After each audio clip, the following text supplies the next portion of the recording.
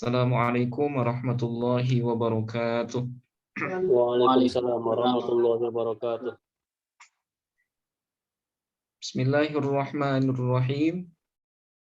Alhamdulillahi rabbil alamin. Hamdan syakirin, hamdan na'imin, hamdan yuafi ni'amahu wa yukafi'u mazidah. Ya Rabbana lakal hamdu kama yanbaghi li jalali wajhikal karimi wa 'azimi sultanik. Thumma assalatu wassalamu ala ashrafil anbiya'i wal mursalin wa ala alihi wa sahbihi ajma'in. Allahumma faqihna fid din wa 'allimna at-ta'wil. Amin ya rabbal alamin. Alhamdulillah, Bapak Ibu peserta kajian kitab Taisir dimanapun berada. Pada malam hari ini kita kembali bertemu dalam rangka melanjutkan kajian. Mudah-mudahan kita yang hadir pada malam hari ini diberikan keberkahan waktu oleh Allah Subhanahu wa taala dan juga dimudahkan dalam proses memahami teks ataupun kitab dari ilmu hadis ini. Amin ya rabbal alamin. Oke, seperti biasa sebelum kita memulai kajian, mari kita awali kajian kita pada malam hari ini dengan bertawassul membaca Al-Fatihah. Kita niatkan semisal pahalanya buat segenap guru, orang tua dan penulis kitab. Bismillahirrahmanirrahim. Ila hadratin Nabiyil Mustafa Muhammadin sallallahu alaihi wasallam wa ala alihi wa ahli baitihi wa dzurriyyatihi wa azwajihi wal mahdi khalifatihi ajma'in. Thumma ila jami'i ikhwanihi minal anbiya'i wal mursalin wal awliya'i wash syuhada'i was salihin was sahabati wat tabi'in wa tabi'it tabi'in wal ulama'il 'amilin wal musannifin al mukhlisin wa jami'il malaikatil muqarrabin. Thumma ila jami'il muslimin wal muslimat wal mu'minin wal mu'minat min masyariqil ardi ila magharibiha barriha wa bahriha al ahya'i minhum wal amwat, khususan ila abaina wa ummahatina wa jaddina wa jaddatina wa li qurbatina wa li ikhwanina wa li akhawatina wa li masyaikhina wa li masyaikhi masyaikhina wa li ustadina wa li asatidatina wa li talamidina wa li tilmidatina wa li tullabina wa li talibatina wa liman ahsana ilaina bil khair wa liman asa'na ilaihim wa liman awsana bid du'a.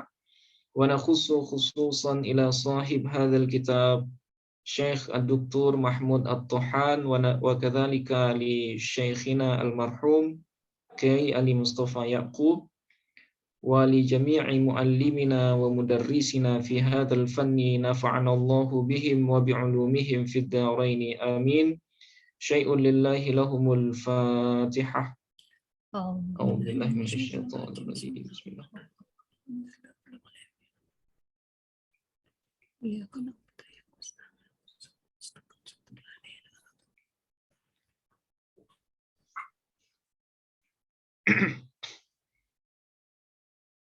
Oke, baik Bapak Ibu. Pada pertemuan minggu lalu kita sudah selesai membahas pembahagian kedua dan ketiga ya dari pembahagian hadis mudallas, yaitu tadlisut taswiyah dengan tadlisus syuyukh ya. Jadi seperti yang kita bahas di awal bahwa hadis mudallas ini merupakan jenis pertama dari pembahagian hadis yang dhaif gara-gara terputusnya sanad secara khafi ya, secara tersembunyi. Di mana hadis ini ya secara umum dibagi kepada dua jenis. Ya, berdasarkan kitab ini ada dua. Yang pertama ada yang disebut dengan tadlisul isnad. Nah, kemudian masuk kepada jenis tadlisul isnad ini namanya tadlisut taswiyah. Ya, tadlisu at-taswiyah. Nah, kemudian jenis yang kedua itu namanya tadlisus syuyukh. ya, tadlisus syuyukh. Nah, masing-masingnya sudah kita bahas secara terperinci. Tapi untuk sekedar mengingatkan kembali, saya ulang sepintas ya pengertian pendek dari masing-masing hadis mudallas ini. Yang pertama itu adalah tadlisul isnad ya. Tadlisul isnad yaitu hadis mudallas di mana seorang perawi membuang gurunya atau tidak menyebutkan nama gurunya di dalam sanad, kemudian dia naik kepada guru dari gurunya. Nah, kenapa? Ya karena dia mungkin gurunya ini bermasalah, dhaif, hafalannya bermasalah dan lain sebagainya. Sehingga kalau dia sebutkan nama gurunya, maka hadis yang dia sampaikan mungkin saja tidak dipercaya oleh orang lain. Nah, itu makanya dia buang nama gurunya. Nah, kemudian dia sambungkan namanya dengan nama guru dari gurunya, di mana dia pernah berguru kepada beliau, ya kepada guru dari gurunya ini, tapi tidak dalam hadis yang sedang dia tadliskan.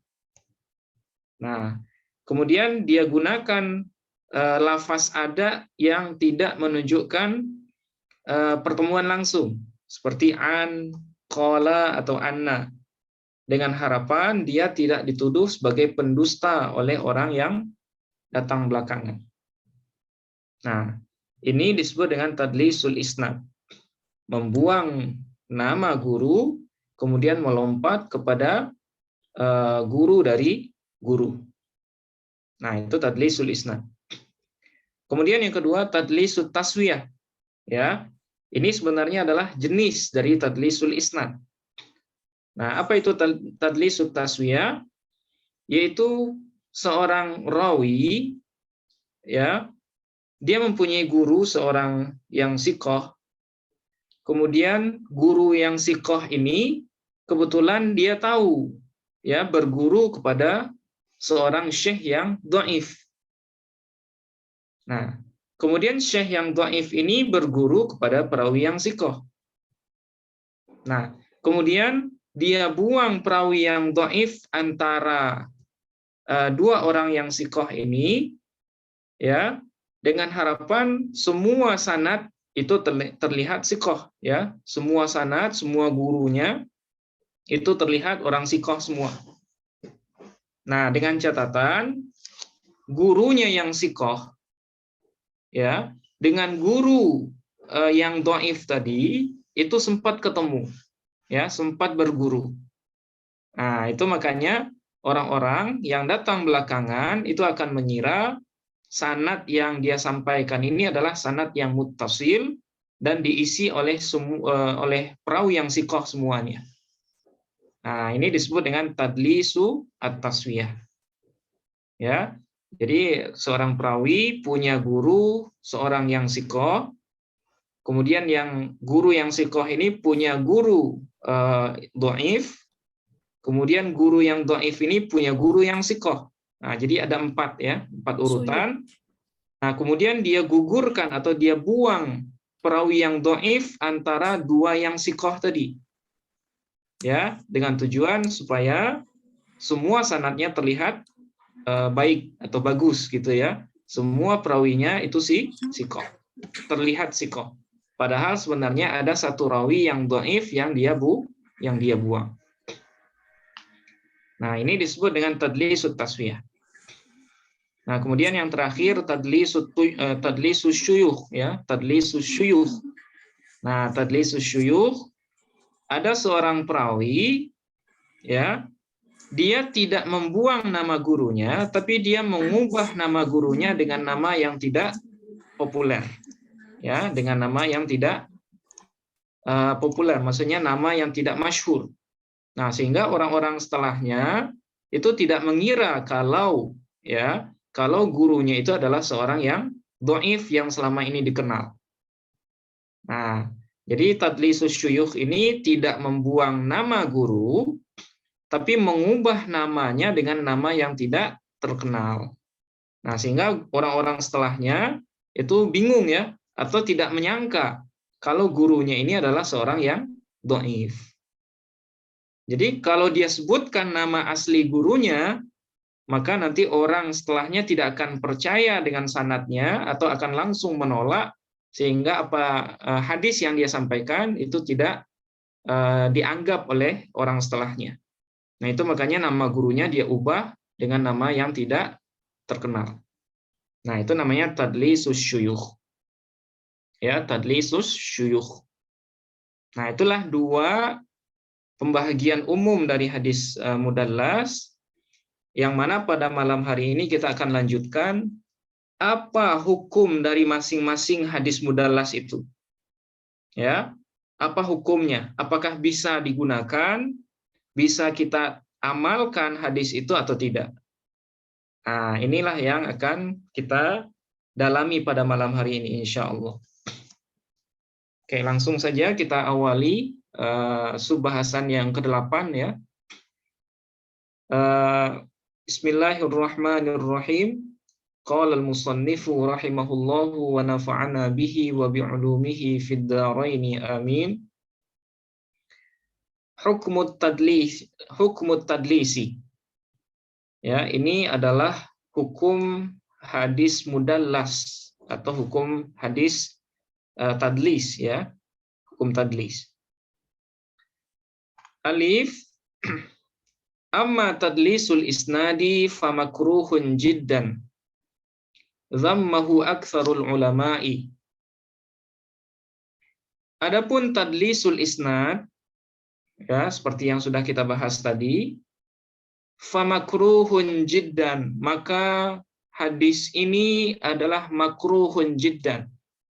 Ya, perbuatan mentadlis isnad ini adalah sesuatu yang dibenci atau yang sangat dibenci. Nah, jadi makruh di sini bukan berarti makruh dalam artian fikih ya. Makruh di sini sangat dibenci, perbuatan yang sangat dibenci dalam ilmu hadis. Zammahu aktsarul ulama'i.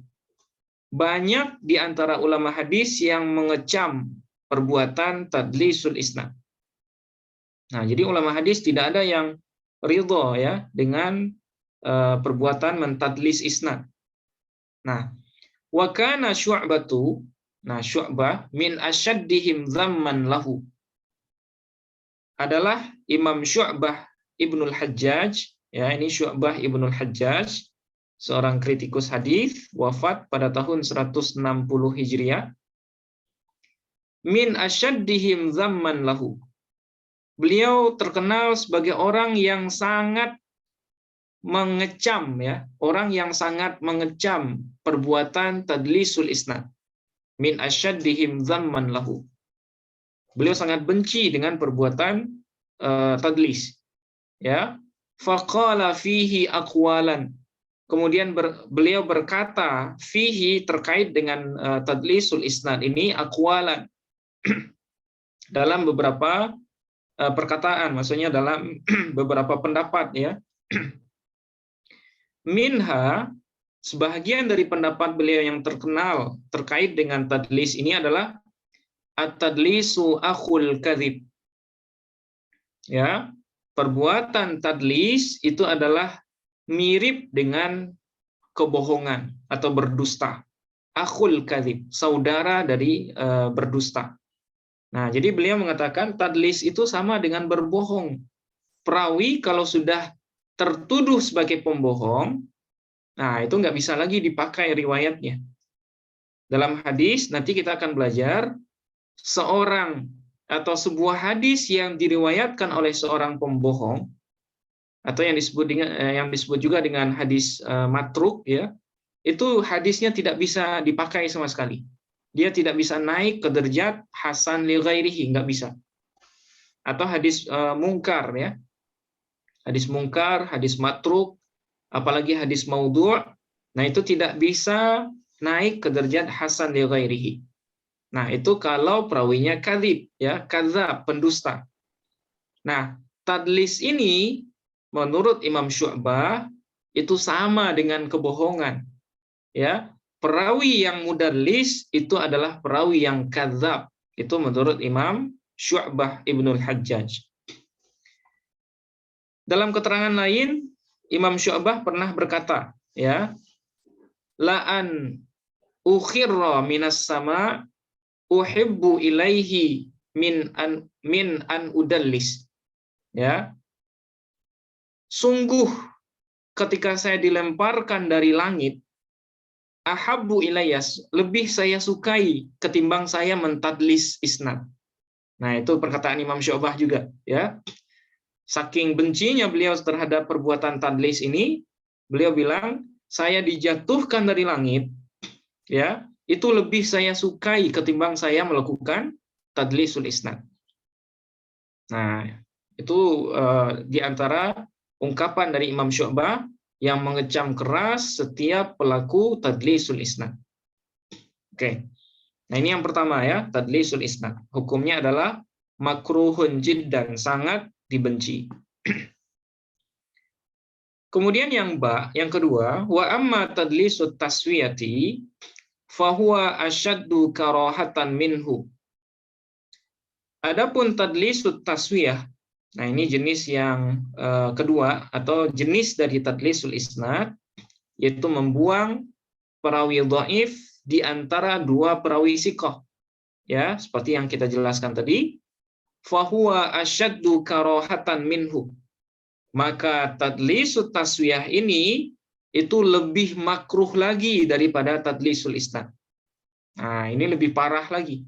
Ya, asyaddu karahatan. Lebih makruh, lebih dibenci lagi daripada tadlisul isnad. Hatta qala al-Iraqi, ya, sampai Imam Al-Iraqi yang punya Alfiyah Al-Iraqi itu pernah berkata, innahu qadihun fi man ta'ammada fi'lahu. Sesungguhnya sangat tercelalah ya orang yang menyengaja melakukan tadlisut taswiyah. Ya, sangat tercela, sangat buruk ya, pekerjaan yang sangat buruk bagi orang yang menyengaja melakukan tadlisut taswiyah. Nah, karena tadlisut taswiyah ini ya, bagi orang yang tidak tahu, bagi orang yang tidak paham dengan turuk atau jalur-jalur hadis, maka dia akan tertipu dengan tadlisut taswiyah. Dia akan menganggap semua jalur itu adalah jalur yang siqah, ya, jalur orang-orang perawi yang siqah. Ya, kenapa? Ya karena dia membuang perawi dhaif antara dua perawi siqah, yang mana kedua perawi siqah ini pernah ketemu. Ya, pernah ketemu. Nah, tapi dalam hadis ini keduanya dipisah oleh satu orang perawi dhaif. Ketika perawi dhaif ini dibuang, nah orang yang datang belakangan itu akan mengira dua orang ini benar-benar bertemu, tidak ada perawi dhaif di antara keduanya. Nah, sehingga orang yang tidak jeli dengan sanad itu akan tertipu, ya, akan tertipu dan melihat kalau sanad ini semuanya siqah. Padahal di antara dua perawi siqah itu ada satu perawi dhaif yang dibuang. Nah, itu makanya tadlisut taswiyah ini lebih makruh daripada tadlisul isnad. Oke, ini yang kedua.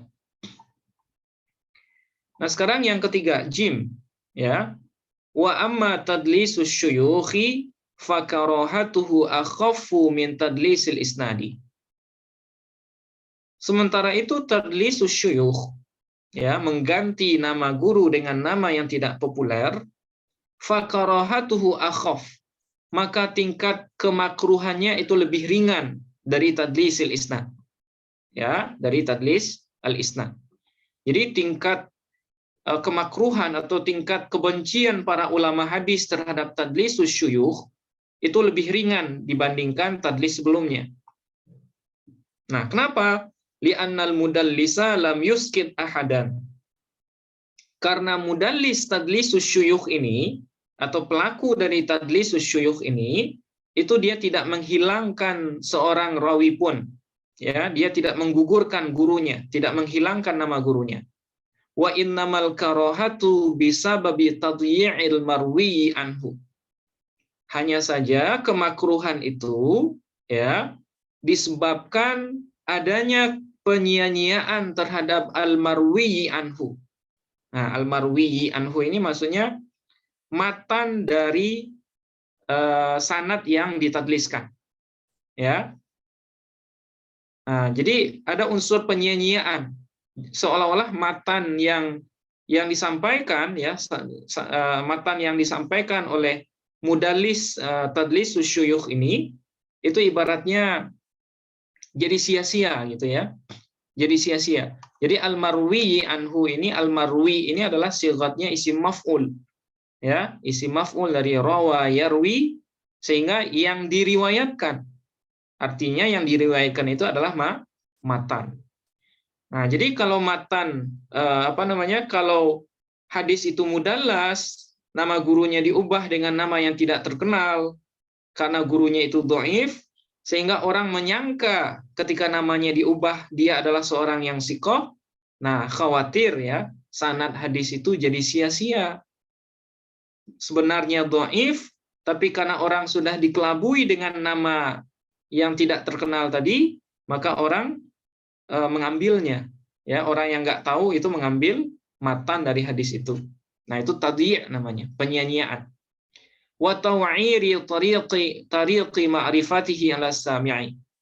Dan membelokkan atau menghentikan ya, tariq ya, jalan untuk mengenal si perawi itu 'ala sami'i, oleh orang yang mendengarkan hadis itu.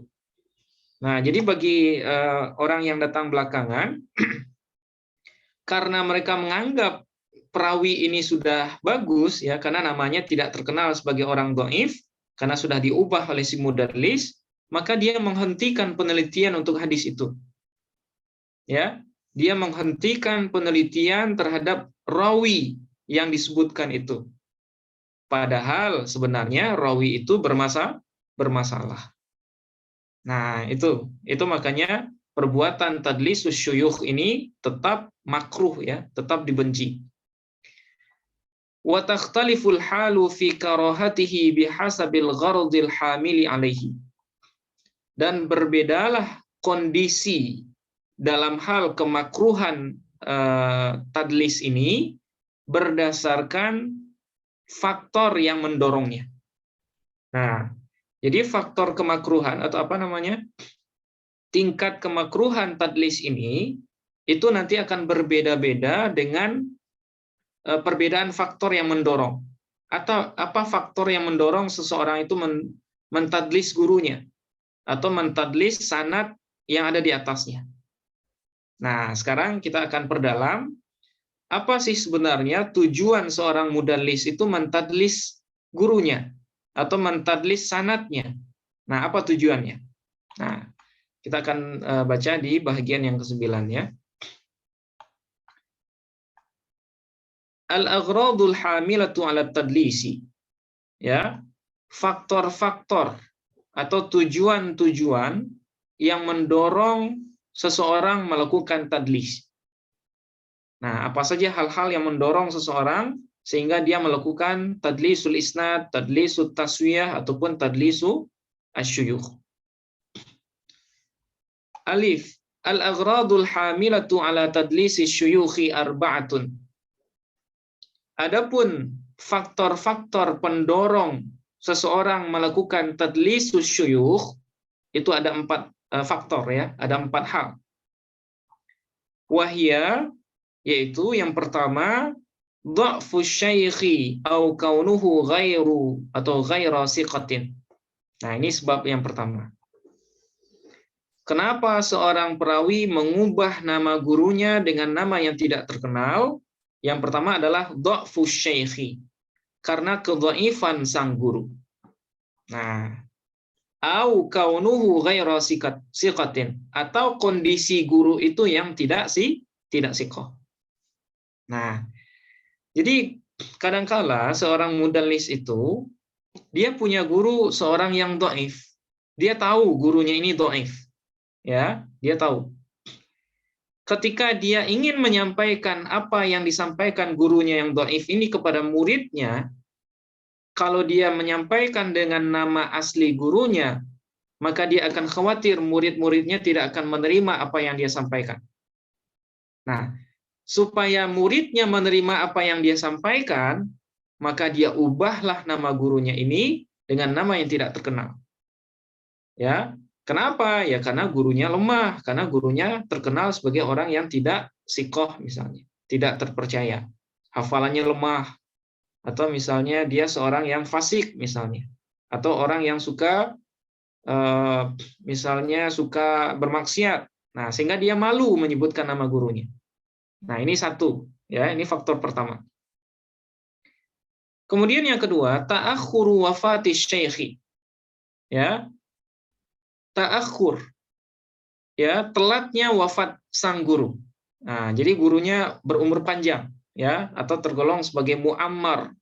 Dalam ilmu hadis itu ada perawi yang panjang umur, nah itu istilahnya adalah al-muammar, minal muammarin, ya, dari para perawi yang berumur panjang. Ta'akhur wafati syekh. Apa namanya? Wafat syekh yang belakangan, maksudnya terlambatnya wafat sang guru. Nah, jadi gurunya berumur panjang. Bihaitsu syaraka thaliba fi sima'i minhu jama'atun ja'u ba'da hadzal thalibi. Dengan standar atau dengan sekira-kira mensyarikati terhadap si murid atau terhadap si rawi tadi dalam hal mendengar riwayat dari sang guru, jama'atun, ya, sekelompok orang yang datang sesudah si thalib tadi, si rawi tadi. Nah, ini faktor yang kedua. Jadi gurunya berumur panjang, ya, gurunya berumur panjang. Kemudian karena gurunya berumur panjang, sehingga gurunya ini mengajar banyak orang, ya, mengajar banyak orang. Dia dengan angkatannya, kemudian adik kelasnya, ya. Jadi adik kelasnya ini juga belajar sama gurunya ini. Nah, padahal adik kelasnya ini umurnya di bawah dia misalnya. Karena gengsi punya guru yang sama dengan adik kelas, maka si rawi ini mengubah nama gurunya dengan nama yang tidak populer. Nah, ini faktor yang kedua. Ya, gengsi satu guru dengan adik kelas. Nah, jadi faktor-faktor seperti ini juga sudah ada dulu ya. Faktor gengsi satu guru dengan adik kelas. Apalagi adik kelasnya umurnya di bawah dia jauh. Nah, gengsi. Karena gengsi, ya udahlah, supaya guru saya berbeda dengan guru adik kelas saya ini, maka saya ubah nama guru saya dengan nama yang tidak terkenal. Nah, ini faktor yang kedua. Kemudian faktor yang ketiga, sigharu sinni syaikhi. Ya, umur sang guru yang masih kecil. Nah, ini juga faktor gengsi, ya. Saya gengsi kalau menyebutkan, misalnya kalau saya menyebutkan nama asli guru, padahal guru itu lebih muda dari saya. Nah, akhirnya saya ubah dengan nama yang tidak populer. Nah, ini faktor yang ketiga. Bihaitsu yakunu asghara minar rawi anhu. Ya, dengan sekira-kira atau dengan standar, ya, gurunya itu lebih kecil minar rawi anhu, dari muridnya. Nah, jadi muridnya lebih tua sementara gurunya lebih muda. Nah, sehingga si murid ini mengubah nama gurunya dengan nama lain yang tidak terkenal. Oke, ini faktor yang ketiga. Kemudian yang keempat sekarang. Kathratur riwayati anis syaikhi. Fala yuhibbul ikthara min dzikri ismi syaikhihi ala suratin wahidatin. Nah, faktor yang keempat, banyaknya riwayat dari sang guru. Nah, jadi si murid ini dia bergurunya hanya ke satu guru misalnya, ya, ke syekh ini, ke satu guru. Jadi dia punya banyak riwayat dari guru ini. Fala yuhibbul iktsara, maka dia tidak suka, ya, memperbanyak menyebutkan nama gurunya dalam satu bentuk atau dalam satu nama yang sama. Ya. Nama gurunya misalnya Muhammad Al-Munqadir misalnya. Dia hanya berguru ke satu orang ini. Dia punya 10 hadis. Kalau dia sebutkan 10-10-nya dari guru yang satu orang ini, maka dia gengsi juga sama murid-muridnya nanti. Masa sang guru hanya punya satu guru, ya? Nah, supaya dia dikira punya banyak guru, maka dia ubahlah nama gurunya ini untuk masing-masing hadis yang 10 tadi dengan nama yang tidak terkenal. Nah, sehingga gurunya takjub. Oh, ternyata guru saya ini punya banyak guru. Nah, ini faktor-faktor yang menyebabkan seorang perawi mentadlis gurunya, ya, mengubah nama gurunya. Oke, ini yang pertama. Nah, selanjutnya yang kedua, ya, al-aghradul hamilatu ala tadlisil isnadi khamsatun. Sementara itu tujuan atau faktor yang mendorong seseorang melakukan tadlisul isnad itu ada 5 jenis. Ada 5 faktor. Wahia, yaitu yang pertama tauhimu uluwil isnadi. Ya, tauhim, memberikan semacam keraguan kepada orang atau memberikan semacam ya sebenarnya itu keraguan tapi meyakinkan orang sebenarnya. Tauhimu uluwil isnad. Ya, memberikan kewahaman tentang alinya sanad yang dia punya. Nah, tadlisul isnad itu kan membuang nama guru, ya. Ketika nama gurunya dibuang, dia naik kepada guru dari gurunya. Otomatis kan sanadnya berkurang. Ya. Nah, sanad yang ali atau sanad yang jumlah rawinya sedikit itu lebih disukai oleh para ulama hadis ketimbang yang sanadnya banyak. Nah, supaya sanad dia terlihat ali, maka si rawi ini mengurangi nama gurunya sehingga dia naik ke guru dari gurunya dan sanadnya dinilai oleh orang setelahnya dengan sebagai sanad yang ali. Nah, ini faktor yang pertama. Supaya orang orang mengira kalau sanadnya itu sanad yang ali, bukan nazil. Nah, nazil itu lawan dari ali. Kalau ali sanad jumlah rawinya sedikit, nah kalau nazil jumlah perawinya banyak. Artinya ayyuhiman nasa anna isnadahu alin. Nah, dia memberikan keraguan kepada orang-orang, kepada para muridnya, bahwasanya sanad yang dia punya itu adalah alin, ya, sanad yang ali. Sanad yang rawinya sedikit gitu. Nah, sehingga kalau sanadnya sedikit, nah pasti banyak yang datang, banyak yang minta.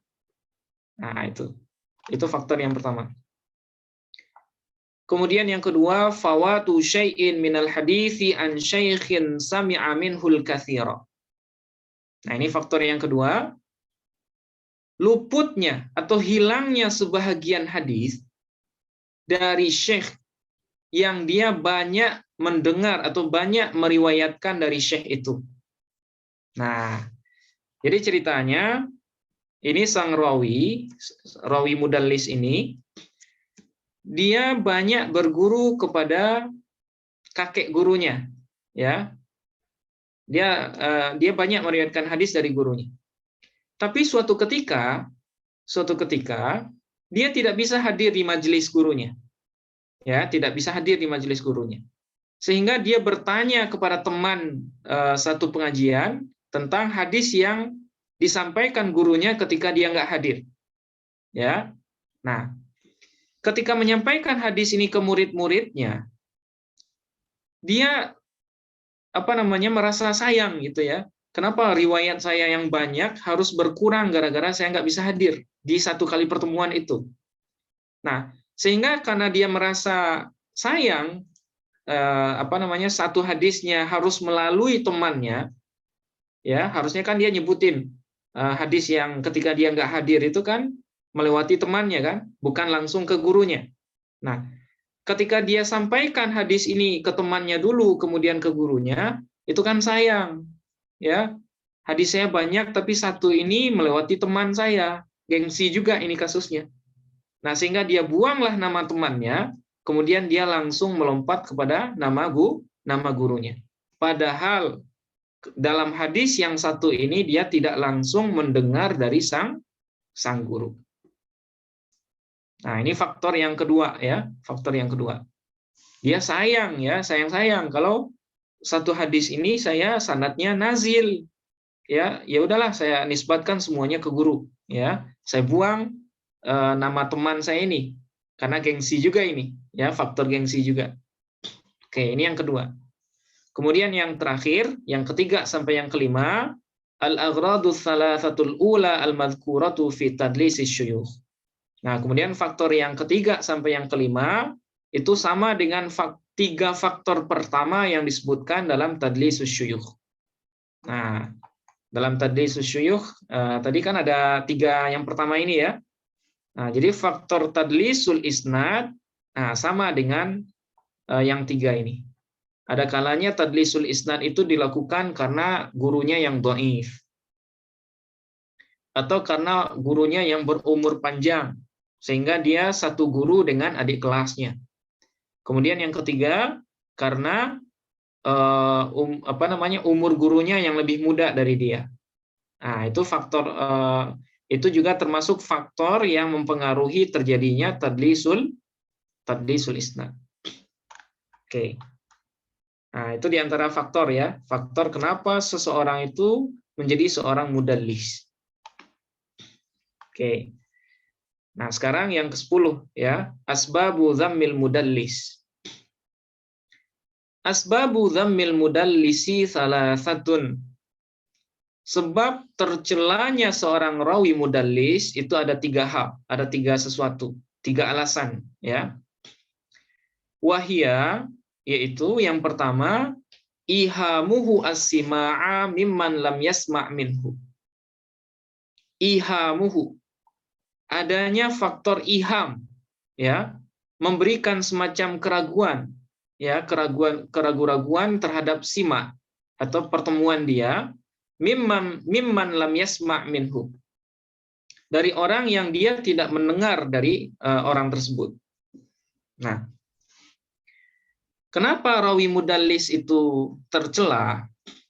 Karena dia menipu orang, ya, memberikan semacam iham, semacam keraguan atau semacam upaya meyakinkan orang, ya, kalau dia bertemu dengan guru yang dia tadliskan. Nah, misalnya dalam tadlisul isnad, itu kan dia membuang nama guru, kemudian dia naik ke guru dari gurunya. Nah, itu kan sebenarnya dia melakukan semacam iham ya, seolah-olah dia bertemu dengan guru dari gurunya. Sekalipun dia menggunakan lafaz ada yang tidak menunjukkan liqa, seperti ana ataupun qala. Nah, tetap saja dia memberikan semacam kebohongan ya, kebohongan kepada orang setelahnya.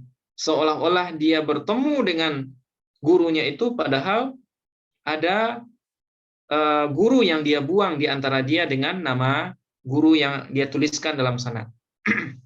Nah, itu yang pertama. Kenapa perbuatan tadlis itu dianggap sebagai perbuatan yang tercela? Kemudian yang kedua, uduluhu anil kashfi ilal ihtimali. Berpalingnya seorang mudallis itu dari keterbukaan, ya, dari sifat terbuka ilal ihtimal, kepada sikap yang ihtimal. Nah, ihtimal ini bisa kita terjemahkan dengan sikap menutup-nutupi atau sikap memberikan semacam kemungkinan-kemungkinan gitu ya. Nah, jadi seorang mudallis itu bukanlah seorang yang jujur sebenarnya. Dia bukanlah orang yang terbuka dengan sanad, ya. Harusnya dia jujur. Kalau hadis yang dia sampaikan ini bermasalah, harusnya dia jujur saja supaya orang terselamatkan dari kebohongan gurunya. Tapi karena dia bermental pembohong ya, bermental tidak benar, maka dia kabur, berpaling dari al-kashfi ilal ihtimal. Dia berpaling dari upaya jujur ya, terbuka kepada sikap yang ihtimal ya, menutup-nutupi kebenaran. Nah, itu makanya seorang mudallis itu sangat dibenci ya, sangat dibenci atau tidak disukai. Oke, terus yang ketiga, ilmuhu bi annahu law dzakara alladzi dallasa anhu lam yakun mardiyan. Nah, ini yang ketiga ya. Karena dia mengetahui bahwasanya Kalau dia menyebutkan perawi yang dia tadliskan, lam yakun mardiyan. Pasti hal itu tidak diridhoi atau tidak diterima oleh orang lain. Nah, kalau dia menyebutkan nama asli gurunya, misalnya dalam kasus tadlisus syuyukh, kalau dia menyebutkan nama asli gurunya, yang mana orang tahu nama asli gurunya ini adalah seorang yang dhaif misalnya, ya, kalau dia sebutkan maka orang otomatis tidak akan menerima riwayatnya. Dia tahu dengan itu. Nah, karena dia tahu bakalan tidak diterima, maka dia ubahlah nama gurunya dengan nama yang tidak terkenal. Nah, itu. Jadi disinilah unsur kebohongan seorang mudallis itu muncul, ya. Dia tahu kalau perbuatan dia salah, ya, tapi dia tetap lakukan. Nah, itu makanya seorang mudallis adalah orang yang dibenci sebenarnya, orang yang pembohong, sebagaimana yang disampaikan oleh Imam Syu'bah bin Hajjaj di atas tadi. Oke, nah ini yang subbahasan yang ke-10. Nah, sekarang sedikit lagi, ya. Hukmu riwayatil mudallis. Hukum periwayatan perawi yang mudallis. Bagaimana hukum riwayat seorang perawi yang mudallis? Ikhtalafal ulama'u fi qabuli riwayatil mudallisi ala aqwalin. Para ulama berbeda pendapat dalam hal menerima riwayat seorang mudallis ala aqwalin. Ya, dalam beberapa pendapat. Jadi ada pendapat ulama yang berbeda-beda terkait apakah riwayat mudallis itu bisa diterima atau tidak.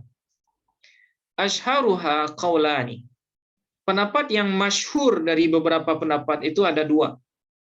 Wahuma, yaitu yang pertama, raddu riwayatil mudallisi mutlaqan. Nah, ini pendapat yang pertama. Menolak riwayat mudallis mutlaqan, secara mutlak.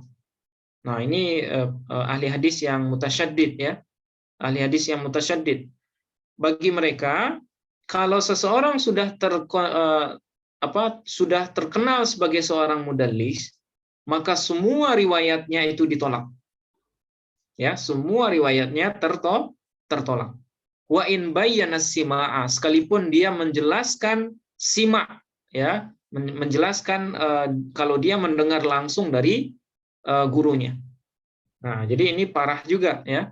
Dia menghukumi semua riwayat rawi yang mudallis itu tidak bisa diterima. Sekalipun dia menggunakan haddatsana, akhbarona, ataupun amba'ana. Kenapa seperti ini? Li'anna tadlisa nafsahu jarhun. Karena tadlis secara hakikat itu merupakan jarhun. Itu merupakan sebuah jarah, ya. Nah, jarah ini artinya hal negatif yang tidak bisa diterima dalam periwayatan hadis. Nah, jadi nanti kita akan bahas ada jarah ta'dil namanya. Ya, faktor-faktor negatif dan faktor positif yang ada pada diri seorang rawi. Nah, tadlis itu dianggap sebagai satu jarah, ya. Salah satu faktor negatif yang membuat seorang rawi itu ditolak. Nah, tapi wahadzal qaulu ghairu mu'tamadin. Nah, cuma pendapat ini tidak kuat, ya, atau tidak dianggap. Nah, jadi pendapat pertama yang menolak perawi mudallis secara mutlak ini ditolak. Ya, ini pendapat yang tidak kuat. Kemudian yang kedua at-tafsilu. Ya, ada rincian, ya, ada rincian. Wa huwa al-qaulus sahihu, dan ini merupakan pendapat yang benar, pendapat yang sahih. Nah, apa rinciannya? In sarraha bis-sima'i qubilat riwayatuhu. Jika perawi mudallis itu sarraha. Nah, sarraha itu artinya dia mensorihkan, dia menjelaskan lafaz adanya dengan sima, ya, dengan mendengar. Maksudnya dia bertemu langsung dengan gurunya. Dia terkenal sebagai mudallis, tapi dia mensorihkan lafaz pertemuan dia dengan gurunya dengan haddatsana atau dengan akhbarona atau dengan sami'na atau dengan amba'ana. Nah, kalau mudallis yang seperti ini qubilat riwayatuhu, maka riwayatnya diterima. Ai in qala sami'tu aw nahwaha qubila hadithuhu. Nah, artinya Jika si mudallis itu mengatakan sami'tu atau yang sama dengan sami'tu, seperti yang kita jelaskan tadi, ya, seperti sami'na, amba'ana, akhbarona, haddatsana, ya. Kalau lafaz adanya seperti itu, qubila hadithuhu, maka hadisnya bisa diterima. Nah, ini yang pertama, ya. Kemudian yang kedua, wa illam yusarrih bis-sima' lam tuqbal riwayatuhu. Jika si rawi mudallis itu tidak mensorihkan atau tidak melafazkan lafaz ada yang menunjukkan sima atau liqa, seperti yang pertama, lam tuqbal riwayatuhu, maka riwayatnya tidak bisa diterima. Artinya, in qala an wa nahwaha lam yuqbal hadithuhu. Nah, artinya jika perawi mudallis itu mengatakan misalnya an, ya, atau qala atau inna misalnya dalam lafaz adanya, maka lam yuqbal hadithuhu, maka hadisnya tidak bisa diterima. Nah, ini efek dari seorang mudallis, ya. Kalau dia dalam hadisnya mengatakan an atau qala atau inna, maka otomatis semua hadisnya tertolak, ya, semua hadisnya tidak diterima. Nah, ini adalah sebagai bentuk kehati-hatian dari ahli hadis, kalau ya, sekalipun mungkin dia bertemu dengan gurunya secara langsung, tapi karena dia telah tertuduh sebagai mudallis, bisa saja sebagai bentuk kehati-hatian dia berbohong dengan lafaz an-nya. Ya, dia berbohong dengan lafaz qalanya, atau dia berbohong dengan lafaz innanya. Nah, itu makanya mudallis yang meriwayatkan hadis dengan lafaz an atau lafaz yang tidak menunjukkan pertemuan secara langsung, maka hadisnya tidak bisa diterima. Nah, ini rincian dari riwayat mudallis. Oke, nah ini tinggal 2 bagian lagi, sedikit lagi. Bima yu'rafu tadlisu. Ya, dengan apa seseorang atau tadlis itu bisa diketahui? Ya, bagaimana cara mengetahui kalau hadis itu mudallis? Ya, seorang rawi itu mudallis atau sebuah hadis itu adalah hadis mudallas. Nah, gimana cara taunya? Yu'rafu tadlisu bi ahadi amrayni. Tadlis itu bisa diketahui dengan salah satu dari 2 hal.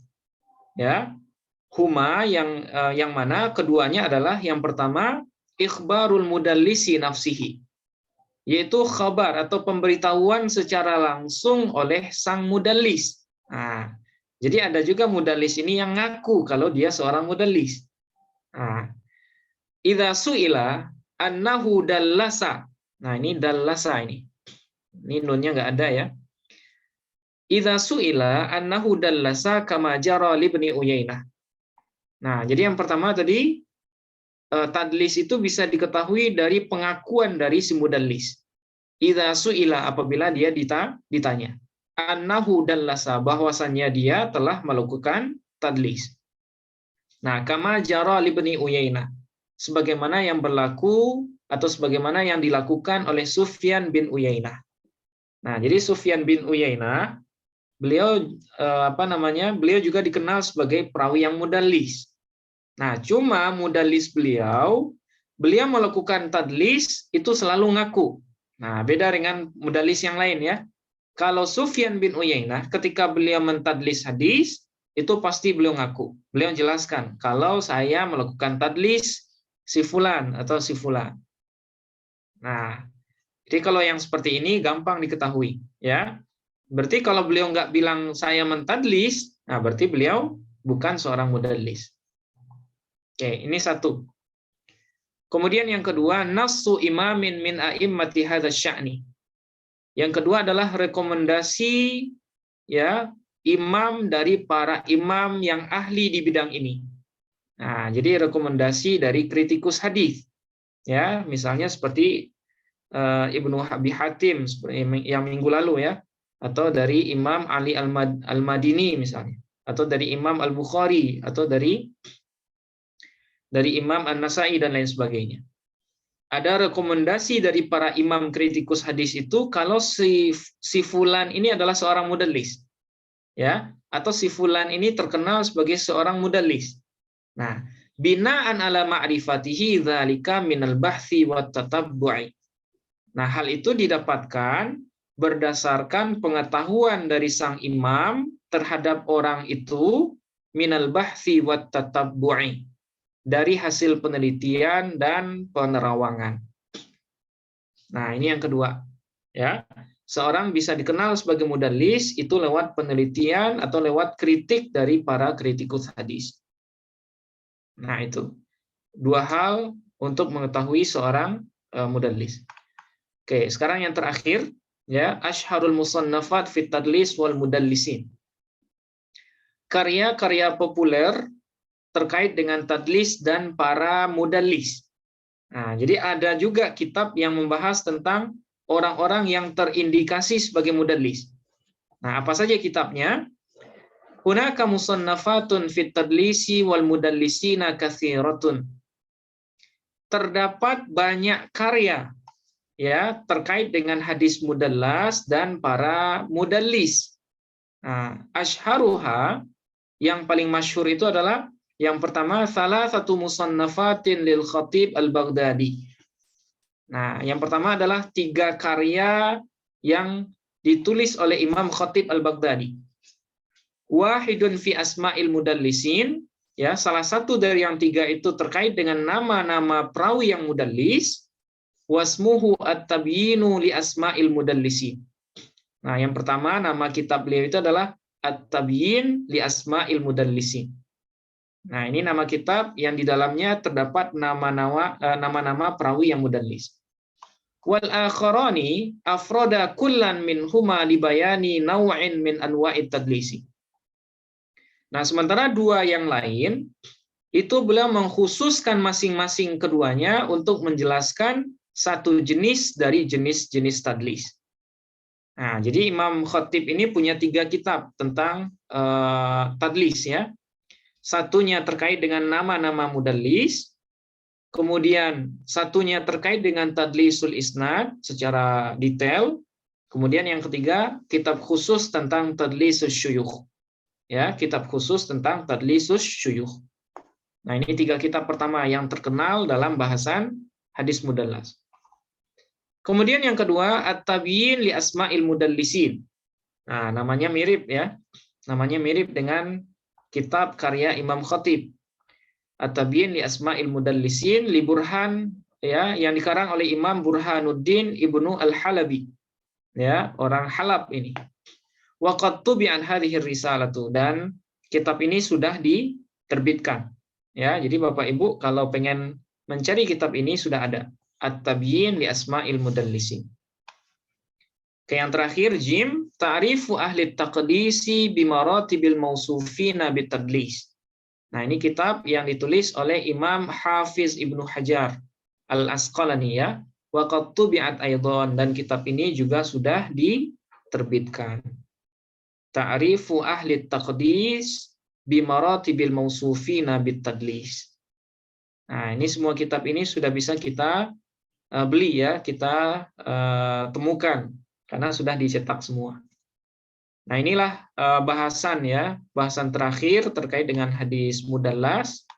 Hadis ini cukup panjang dan rumit. Mudah-mudahan bisa kita pahami dan bisa kita terapkan dalam membaca hadis-hadis Nabi.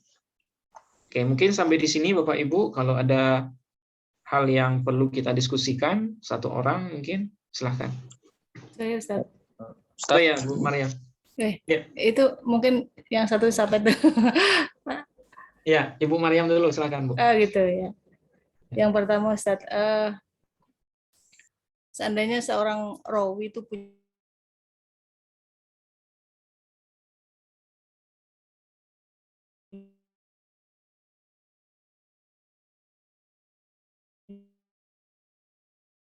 hadis-hadis yang lain juga itu tidak diterima gitu atau diragukan gitu loh. Yang pertama. Iya. Terus yang kedua, kita kan orang awam nih. Iya. Nggak ngerti sama sekali gitu ya bahwa hadis ini adalah tadlis gitu. Iya. Nah, terus kira-kira yang ditadlis atau yang hadis-hadis yang ditadlis yang sudah beredar itu di seputar hadis apa ya Ustadz ya? Apa tentang ibadah, tentang apa gitu, kita karena awam jadi tidak tahu. Oh iya. Nah, terus ini yang kitab-kitab yang tadlis ini ada yang sudah diterjemah belum ya Ustaz? Oke. Iya. Karena kalau ini kan sama aja nggak bisa baca. Oke, terima kasih Ustaz. Assalamualaikum warahmatullahi wabarakatuh. Waalaikumsalam warahmatullahi wabarakatuh. Ya, baik. Pertanyaannya bagus, Bu. Ustadz. Sekalian mungkin ya. Oke, silakan. Mungkin nanti sekalian dijawab. Saya Ustadz ya. Iya, silakan Mas Ahmad Sabili. Iya. Izin Ustadz, pertanyaannya agak banyak juga sih. Jadi pertanyaan pertama, kitab Kutubus Sittah itu selamat nggak dari tadlis? Itu satu. Iya. Kemudian kan apa Ustadz ya? Kan untuk tahu seorang perawi itu termasuk pelaku tadlis atau enggak, kan harus dilakukan naqd sanad, betul ya? Iya. Sedangkan naqd sanad kan otomatis akan membuka ke kitab-kitab rijal hadis atau kitab jarh wa ta'dil. Iya. Nah, jadi kalau kita membuka ke kitab-kitab yang dimaksud jarh wa ta'dil atau rijal hadis, ya saya ambil contoh lah Tahdzibul Kamal. Apakah ya mungkin dari tahqiq masa kini ya? Apakah kalau kita melihat ada contoh kan Tahdzibul Kamal kan untuk kitab Kutubus Sittah kalau saya tidak salah ya. Jadi kalau nama yang kita identifikasi kita temukan di kitab Tahdzibul Kamal, apakah di keterangan tersebut nantinya ada ditemukan status kalau dia itu termasuk mudallis, Ustadz? Iya, lebih kurang itu, Ustadz. Terima kasih, Ustadz. Assalamualaikum. Waalaikumsalam. Oke, baik. Mungkin kita batasi 2 orang penanya saja malam hari ini. Pertanyaannya mungkin masih saling berkaitan ya. Pertama tadi dari Ibu Maryam, kalau seandainya ada perawi yang dia punya banyak riwayat, ya, satu riwayat dia melakukan tadlis, tapi kebanyakan riwayat tidak dia tadliskan. Nah, bagaimana hukumnya? Apakah semua riwayat dia ditolak sebagai hadis mudallas atau bagaimana? Nah, terkait dengan ini, tadi kita sudah jelaskan ya, ada rincian Bu Maryam ya, ada rincian dari para ulama terkait dengan bagaimana kita menghukumi perawi yang mudallis. Nah, kalau ya misalnya ada seorang sudah dikenal sebagai mudallis. Nah, dia dikenalnya oleh siapa? Bisa jadi karena dia ngaku sendiri seperti Sufyan bin Uyainah tadi, atau karena rekomendasi dari para kritikus hadis. Nah, dia terkenal, dia masuk namanya dalam tingkatan tabaqatul mudallisin, ya, dalam tingkatan orang-orang atau perawi yang mudallis. Nah, bagaimana cara menyikapi riwayatnya? Nah, kita lihat, ya, kita lihat. Kalau dia meriwayatkan hadis itu dengan menggunakan lafaz yang menunjukkan sima, ya, yang menunjukkan sima. Nah, sima ini maksudnya dia bertemu langsung dengan gurunya. Misalnya dia tertuduh mudallis, tapi dia ngomongnya haddasana atau akhbarona atau amba'ana, ya, atau yang sejenis dengan itu yang menunjukkan sima, maka dalam hal ini qubila hadithuhu. Nah, hadisnya diterima. Ya, hadisnya diterima. Ya tentu ya, ini juga dengan melakukan penelitian lain sebenarnya. Dengan melihat tahun wafat dan tahun lahirnya. Ya. Atau dengan melihat perjalanan rihlah ilmiahnya. Nah, jadi kalau dia menggunakan lafaz yang menunjukkan sima, pertemuan langsung, maka hadisnya yang banyak tadi bisa diterima. Ya, bisa diterima.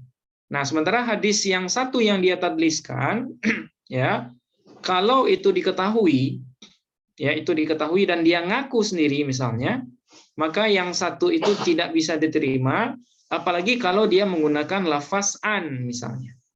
Ya, lafaz an atau lafaz yang tidak menunjukkan liqa. Nah, itu yang satu itu tidak diterima. Sementara yang banyak selama dia menggunakan lafaz liqa, ya, atau lafaz sima, ya dulu ala sima, lafaz sigot ada yang menunjukkan sima, maka hadisnya bisa diterima.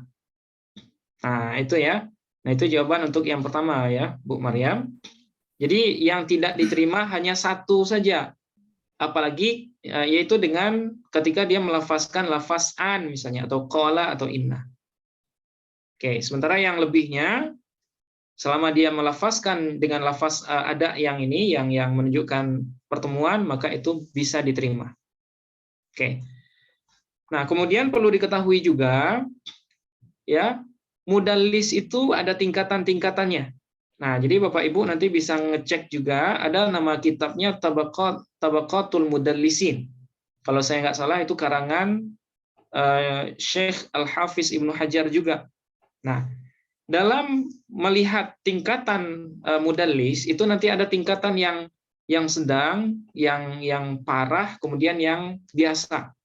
Nah, kalau seandainya nama si mudallis itu berada di tingkatan yang parah, nah itu nanti ada tingkatan 1, 2, 3, sampai 4 kalau saya nggak salah. Kalau dia masih berada di tingkatan 1 atau 2, itu dia masih bisa diterima. Ya, tingkatan tadlisnya masih biasa. Tapi kalau sudah berada di level yang bawah, 3, 4, dan seterusnya, nah baru nanti riwayatnya tidak bisa diterima. Nah, nanti kita coba cek langsung ya, ada nama kitabnya Tabaqatul Mudallisin. Itu adalah tingkatan keparahan dari seorang mudallis. Nah, itu ya. Kemudian hadis mudallas itu temanya tentang apa saja yang banyak. Nah, ini kita nggak bisa ini ya Bu, tidak bisa menghukum secara umum ya. Tidak bisa menghukumi secara umum karena hadis mudallas itu bukan terkait dengan tema yang dia sembunyikan, tapi terkait dengan kepribadian guru yang dia menerima hadis itu. Nah, jadi asumsi sementara saya, temanya tidak terbatas di tema-tema khusus. Dia bisa saja terjadi di banyak tema. Ya. Jadi orientasi tadlis itu bukan di tema, tapi di guru dari seorang mudallis. Ya, karena gurunya lemah, karena gurunya tidak siqoh misalnya, maka dia tadliskan. Nah, itu. Nah, kemudian untuk memastikannya, kita juga bisa melihat dari contoh-contoh hadis mudallas yang dimunculkan oleh para pengarang kitab yang sudah kita sebutkan tadi. Nah, biasanya dalam kitab ini disebutkan nama rawi yang mudallis, kemudian hadis yang dia tadliskan. Nah, biasanya seperti itu. Nah, itu pertanyaan Bu Maryam ya. Kemudian pertanyaan yang kedua dari Pak Ahmad Sabili ya, terkait dengan apakah kutubus sittah itu selamat dari rawi yang mudallis, atau dari hadis mudallas. Kalau kita katakan selamat murni, itu tidak Pak Ahmad Sabili ya. Ada sebagian perawi di kutubus sittah itu yang terkontak atau yang terindikasi sebagai mudallis. Nah, cuma mudallisnya itu ada, nah seperti yang saya sampaikan tadi, ada tabaqat-tabaqatnya. Ya. Kebanyakan mudallis yang ada di kutubus sittah itu tadlisnya atau mudallisnya bukan mudallis yang parah, bukan mudallis yang tergolong sebagai mudallis yang tingkat ketadlisannya sangat parah. Nah, sehingga walaupun dia mentadlis, riwayat dia masih bisa diterima. Nah, itu sependek yang kita ketahui ya. Jadi tidak ada jaminan ya hadis-hadis di kutubus sittah itu selamat dari hadis mudallas. Ada 1-2 ya. Nah, cuma kebanyakan rawi mudallis yang ada di sana tabaqatnya masih tabaqat yang ringan. Nah, mudallisnya bukan mudallis yang parah. Nah, kemudian terkait dengan cara mengidentifikasi mudallis dalam kitab-kitab rijal, biasanya dalam kitab rijal itu ada, Pak, ya. Nanti disebutkan ada perawi yang mudallis, huwa yudallis, atau dia al-mudallis. Memang ada yang disebutkan. Jadi salah satu di antara lafaz jarah itu ada yang benar-benar disebutkan mudallis. Ya, dia pembohong atau dia tertuduh minal mudallisin misalnya. Nah, itu ada teks langsungnya. Jadi kalau seandainya kita melihat di kitab-kitab rijal, kalau menemukan ada lafaz jarah yang seperti itu, Nah, berarti dia adalah seorang mudallis. Nah, nanti kita bisa cek ulang ya di kitab-kitab misalnya di Tahdzibul Kamal, Tahdzibut Tahdzib, atau yang kitab khusus yang mengkaji tentang rijal kutubus sittah. Nah, di sana nanti akan kita temui lafaz-lafaz jarah yang khusus menunjukkan perawi yang mudallis. Nah, cuma secara khusus perawi mudallis itu sudah dikumpulkan oleh para ulama belakangan, ya seperti misalnya Hafiz Ibnu Hajar. Beliau mengumpulkan semua perawi yang mudallis itu dalam satu kitab. Nah, namanya Ta'rifu Ahli Taqdis bi Maratibil Mausufina bit Tadlis. Atau disebut juga dengan Tabaqatul Mudallisin, ini kitabnya. Nah, mungkin seperti itu Bapak Ibu ya. Sedikit keterangan dari apa yang kita pernah baca. Nah, adapun yang kurang atau hal-hal yang masih belum merasa puas, nah insya Allah nanti kita kita baca-baca ulang, kita perdalam lagi. Nah, tapi sependek yang kita ketahui, nah itu seperti apa yang dijelaskan barusan. Oke, mudah-mudahan bisa dipahami Bu Maryam dan Pak Sabili ya. Insya Allah. Nah, alhamdulillah. Oke, mungkin untuk sementara Bapak Ibu kita cukupkan ya kajian kita pada malam hari ini. Kalau seandainya ada yang kurang puas atau yang kurang jelas, itu nanti bisa ditanyakan di grup kajian kita, di grup WA. Nah, insya Allah nanti kita lanjutkan diskusinya di sana. Nah, untuk malam ini mungkin kita cukupkan. Mohon maaf atas segala kekurangan ya. Terima kasih atas segala perhatian. Kita akhiri kajian pada malam hari ini dengan membaca hamdalah. Alhamdulillahirabbil alamin. Assalamualaikum warahmatullahi wabarakatuh. Waalaikumsalam warahmatullahi wabarakatuh. Jazakallah khairan Ustaz. Wa iyyakum. Allah khair. Ya, sama-sama Pak. Allah khair. Ya, wa iyyakum. Mohon izin duluan Bapak Ibu. Izin.